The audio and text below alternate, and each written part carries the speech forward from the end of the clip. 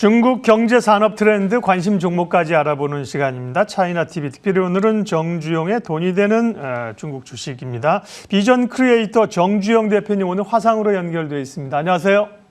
네, 안녕하세요. 반갑습니다. 정주영입니다. 네, 이슈부터 살펴보겠습니다. 중국판 배달의 민족으로 알려진 메이탄 댐핑, 발음이 어렵습니다. 메이탄 댐핑. 이 최고 경영자가 중국 정부를 또 좀 암암리에 비판하는 중국 고전시를 인용했다고 하는데 마윈처럼 또 곤욕당하는 거 아닙니까 이러다가?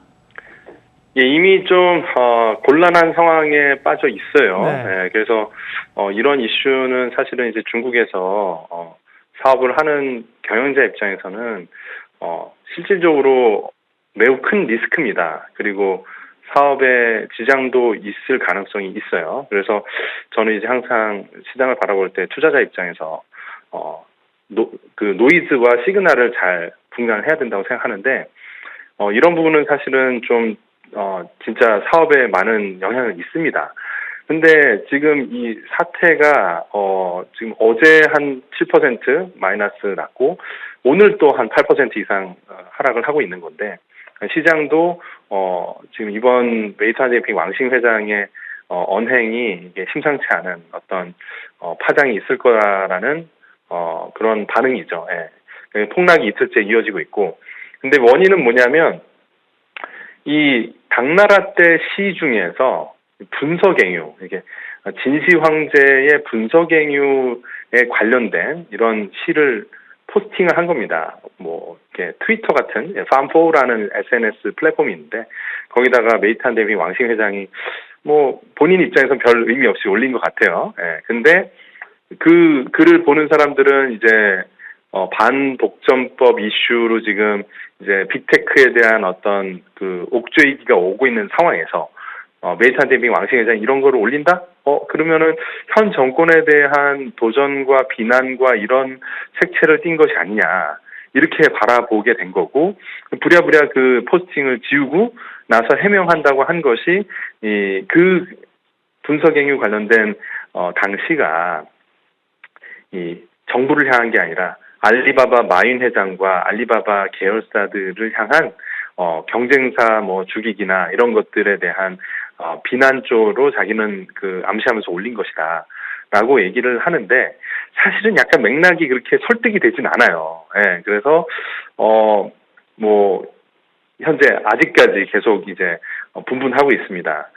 근데 이제 이거 하나면 상관이 없는데 최근에 이제 메이탄 댐핑을 향한 중국의 여론이 이건 뭐 정부의 입장이 아니라 전체적인 중국의 국민들의 여론이 말이죠. 이제 빅테크 기업들 중에서 특히 메이탄 댐핑은 정말 많은 비정규직을 지금 양산하고 있지 않냐.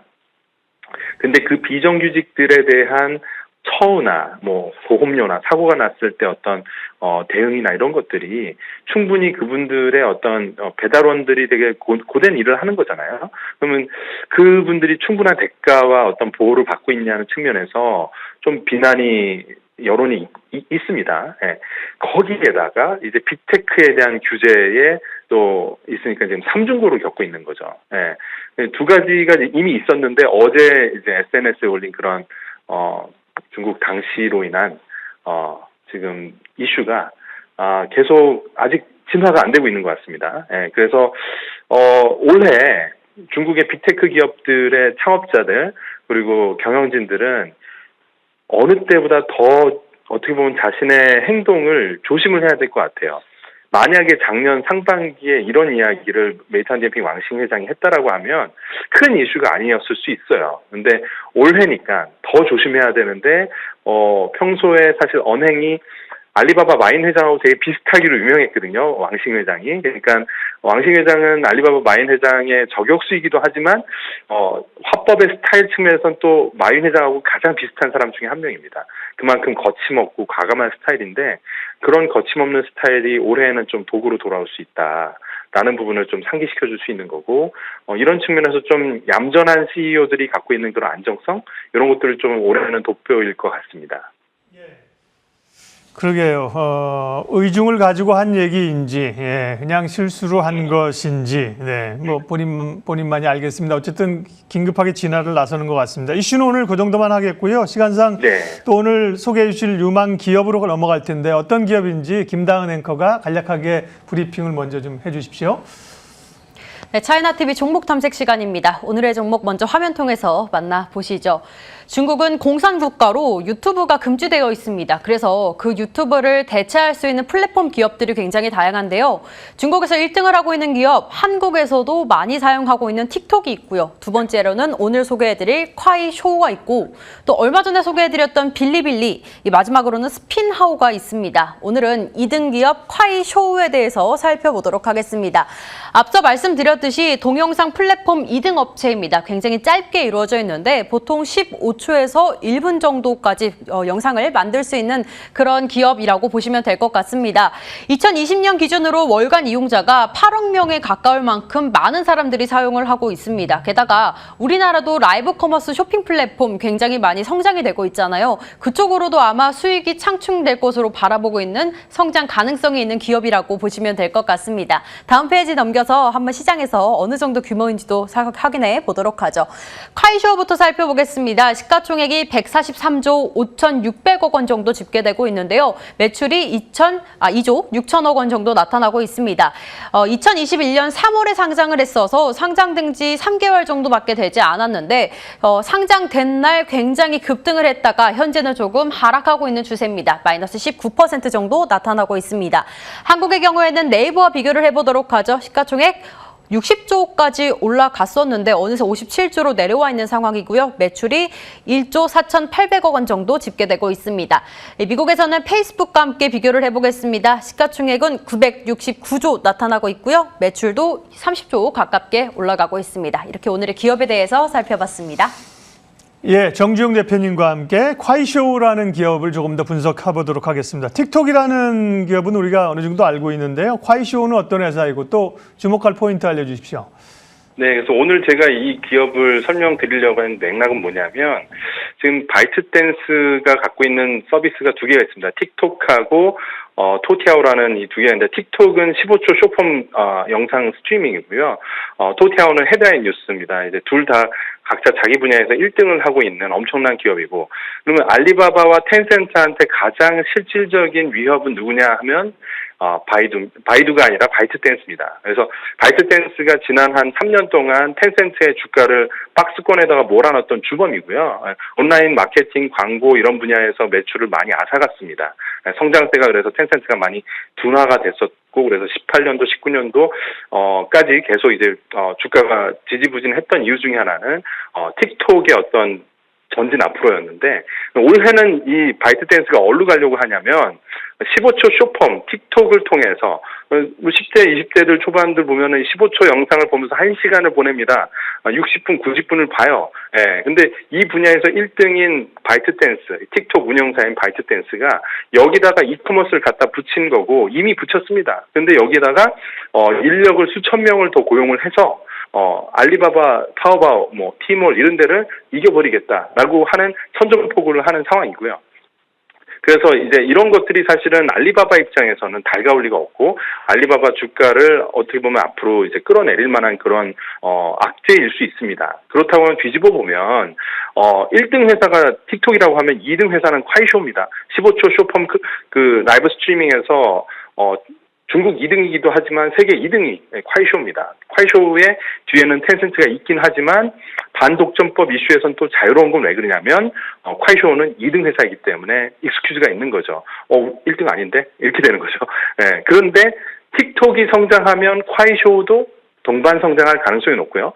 우리가 주식 투자자 입장에서 틱톡은 투자할 방법이 없습니다. 예, 소프트뱅크는 투자를 많이 했지만 바이트댄스가 아직 상장이 안 돼 있고 하기 때문에 투자자 입장에서 선택할 수가 없는 거죠. 그럼 선택할 수 있는 대안이라고 하면은 틱톡과 동일한 방식으로 알리바바를 추격하고 있는 15초 쇼폼의 전자상거래가 플러스 되어가고 있는 콰이쇼를 바라봐야 한다라는 생각을 하고 있는 거고요. 지금 상장하고 나서 공모 이후에 매우 급등을 했다가 지금 최근에 중국 테크 기업들에 대한 밸류에이션이 다 낮아지면서 하면서 하락을 했는데 사실 그 하락의 원인에는 빅테크 기업들의 반독점법 이슈가 있는데 이 회사는 반독점법 이슈랑은 전혀 상관이 없다는 거죠. 예, 그 반독점법 이슈에 오히려 걸릴만한 회사는 바이트댄스의 틱톡인데 이런 과거부터 말씀드렸지만 10대, 20대 초반이 사용하는 젊은 플랫폼에 대한 건 아직 질서라는 것이 잡혀있지 않기 때문에 반독점법의 어떤 규제의 바운더리 안에 들어갈 가능성은 되게 낮다. 그렇기 때문에 한 번 더 콰이쇼는 리스크가 좀 절연돼 있다라는 측면이 보이는 거고요.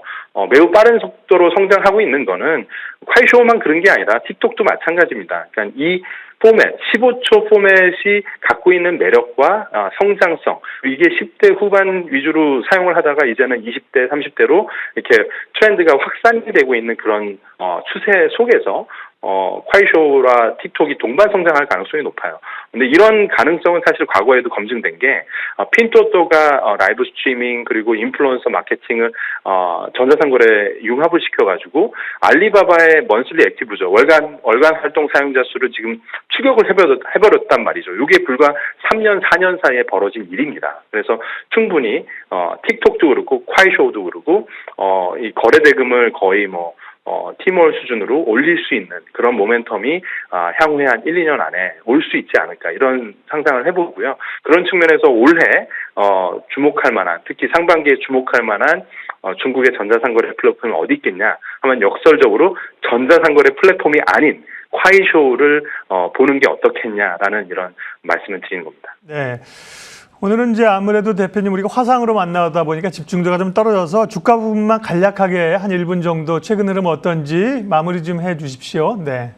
네, 주가는 이제 상장하고 공모 이후에 많이 급등을 했었습니다. 그래서 거의 400 홍콩 달러 넘어서까지 갔었는데, 근데 최근에 이제 계속 지지부진하면서 많이 하락을 했어요. 근데 제가 보기에는 지금 거의 하단까지 온 것 같고요. 그러니까 이게 다른 기업들, 다른 테크 기업들과 함께 동반 하락한 그런 그 추세입니다. 하지만 콰이쇼가 갖고 있는 그런 반독점법 이슈에서 좀 멀어져 있다.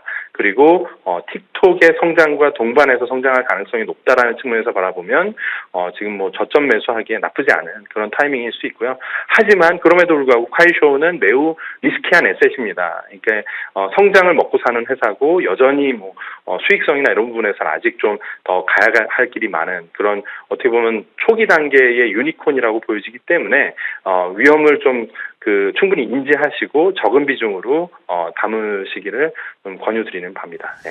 예, 정주영의 돈이 되는 중국 주식 오늘은 콰이쇼라는 쇼폼 업체, 중국의 2위 업체에 대해서 알아봤습니다. 비전 크리에이터 정주영 대표님 함께했습니다. 고맙습니다. 감사합니다.